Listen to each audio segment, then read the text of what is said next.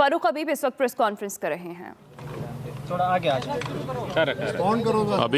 अभी बहुत सारे दिन भी बाकी हैं और बहुत सारे घंटे भी बाकी हैं। बस ठीक है, चल बिस्मिल्लाह। कुछ नहीं होता, वो जो जाता है वापस भी आ सकता है। बिस्मिल्लाह रहमान। चलें जी, बिस्मिल्लाह रहमान रहीम। जैसा कि आपके इल्म में है कि आज काबीना का खसूसी इजलास जो है वो बुलाया गया और उस इजलास में आपके इल्म में है कि काबीना को जो एक बैरूनी साजिश के हवाले से जो एक धमकी है जिसका ज़िक्र प्राइम मिनिस्टर साहब ने अपनी 27 मार्च की तकरीर में भी ज़िक्र किया था, उसके हवाले से जो है वो ब्रीफिंग दी गई है। चूँकि वो एक ऑफिशियल सीक्रेट है और काबीना यानी कि मतलब हुकूमत के सामने उसको जो है वो पेश किया गया। मैं समझता हूँ कि खुलेआम जो है ब्लेटेंट किसी मुल्क को जो है वो इस किस्म की जो है वो धमकी पिछले 3-3.5 साल में हमने नहीं देखी।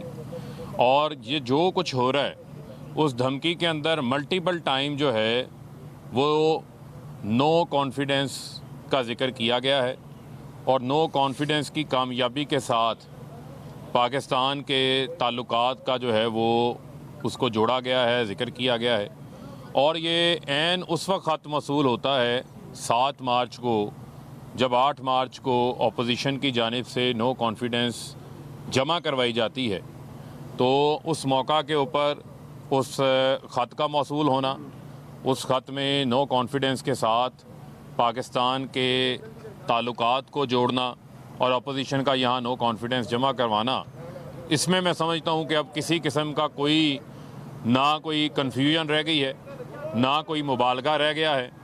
और आज पाकिस्तान के जो मारूफ़ एंकर्स हैं, सहाफ़ी हैं, उनके साथ भी जो है उसकी जिस्ट जो कैबिनेट के मिनट्स हैं वो शेयर किए गए हैं। और बुनियादी तौर के ऊपर मैं ये समझता हूँ कि वो लोग जो कि इस बैरूनी साजिश का हिस्सा बने हुए हैं पाकिस्तान के अंदर रजीम चेंज करने के हवाले से, तो पाकिस्तान की अवाम में उन्होंने जाना है और पाकिस्तान की अवाम उनसे ये सवाल पूछेगी कि प्राइम मिनिस्टर इमरान खान ने ना कौमी सालमियत के ऊपर सौदेबाजी की, ना कौमी खुद मुख्तारी के ऊपर सौदेबाजी की, बल्कि पाकिस्तान के वज़ीर आज़म इमरान खान ने आज़ाद खारजा पॉलिसी की जो है वो बुनियाद रखी। और आज वो लोग उस रजीम चेंज के नो कॉन्फिडेंस को लीड कर रहे हैं, जिन्होंने इस मुल्क के अंदर ड्रोन हमलों की इजाज़त दी, जो इस मुल्क के अंदर हमेशा बैरूनी आकाओं के कहने के ऊपर जो है वो काम करते रहे, जिनकी दौलत लूट मार करके जो है वो बाहर पड़ी हुई है। और नवाज़ शरीफ जो है उसके अंदर एक कलीदी स्टूज के तौर के ऊपर बैरूनी आलमी ताकतों का जिन्होंने ये साजिश रचाई है, उनके एक स्टूज का किरदार अदा कर रहे हैं, जो वहाँ बैठकर जिन्होंने मुलाकातें की हैं। और मैं ये समझता हूँ कि पाकिस्तान की आवाम ये फ़ैसला कर चुके हैं कि वो इस साजिश को नाकाम बनाएंगे। वो अपने वज़ीर आज़म इमरान खान के साथ खड़े हैं और हम कॉन्फिडेंट हैं कि हम इस साजिश को भी नाकाम बनाएंगे। इस साजिश की जो कठपुतलियाँ हैं, चाहे वो फजलुर रहमान हो, शहबाज शरीफ हो, आसिफ अली जरदारी हो, आगे उनके बच्चे हों, हमें कोई आड़ नहीं है उनकी कठपुतलियों के नाम लेने के हवाले से कि आज पूरी कौम उनको जान चुकी है और पूरी कौम वज़ीर आज़म इमरान खान के साथ खड़ी है। बहुत सारे लोग ये सवाल पूछते हैं कि आपका फ़लाँ इत्तेहादी चला गया, फ़लाँ इत्तेहादी चला गया। तो बुनियादी तौर के ऊपर हमने आज इत्तेहादियों को भी ये दावत दी थी, क्योंकि वज़ीर आज़म इमरान खान ने मुल्क के मफाद को महलूज़े खातिर रखा और उस दिन उन्होंने 27 के जलसे में भी बड़ी मोहतात गुफ्तगू की। आज भी हम उस मुल्क का नाम नहीं ले रहे, क्योंकि हमारी खारजा पॉलिसी का हिस्सा है, हम सबसे दोस्ती चाहते हैं, हम किसी के ख़िलाफ़ नहीं हैं, लेकिन हम पाकिस्तान की मफाद के लिए पाकिस्तान की आज़ाद खारजा पॉलिसी के ऊपर किसी की ग़ुलामी करने को भी तैयार नहीं है। और मैं समझता हूँ इस हवाले से वज़ीर आज़म इमरान खान क्लियर हैं। पूरी काबीना ने आज कैटेगोरिकली प्राइम मिनिस्टर की आज़ाद खारजा पॉलिसी की जो है वो तारीफ़ की है और पूरी काबीना ने जो है वो वज़ीर आज़म के साथ खड़े होने का जो है वो ऐलान किया।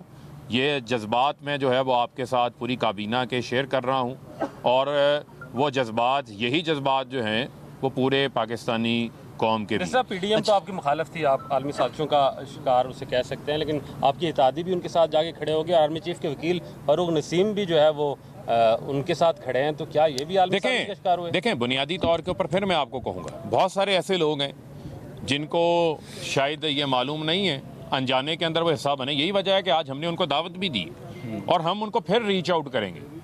ये खारिज इम्कान नहीं है, हम उनको रीच आउट करेंगे, हम उनके तक हकाइक रखेंगे। यही वजह है कि आज शाह महमूद साहब की वापसी के ऊपर हमारा ये इरादा है कि हम ये पार्लियामेंट का इन कैमरा इजलास बुला के भी उसके अंदर इस चीज़ को सामने लेकर आएँ। जैसे ही हमारे वज़ीर ख़ारजा पहुँच जाएंगे, इस हवाले से जो है वो एक हतमी फ़ैसला भी हो जाएगा। ये राय भी कैबिनेट के अंदर ही डेवलप हुई है। तो हम ये नहीं चाहते, एक मिनट आ रहा हूँ, हम ये नहीं चाहते कि हम अब किसी मुल्क का नाम लें, उसके साथ जुड़ी जो है वो सेंसिटिविटीज़ भी हैं, लेकिन उसके साथ साथ हम पाकिस्तान की कौम ये जानना चाहते हैं कि जो लोग इस साजिश में पाकिस्तान के अंदर किरदार अदा कर रहे हैं वो भी एक्सपोज हों। इससे पहले कोई नो कॉन्फिडेंस का मामला नहीं था, इससे पहले कोई ऐसी मूव नहीं थी। ये अचानक जो मूव सामने आई और उस मूव के अंदर ये तमाम चीज़ें जो तेज़ी से तब्दील हुई हैं, उसका हमने आपको हवाला दे दिया कि उस धमकी अमेज़ ख़त के अंदर मल्टीपल टाइम यानी मुतअद्दद बार जो है वो नो कॉन्फिडेंस मूव की कामयाबी को पाकिस्तान के साथ ताल्लुकात के साथ जोड़ा गया है। कोई मुल्क भी दुनिया में इस तरीके से एरोगेंट अंदाज से आपको डिक्टेट नहीं कर सकता। ये तमाम तर जो सफारती अदाब हैं, जो सफारती तरीक़ेकार हैं, उनके भी ये खिलाफ है।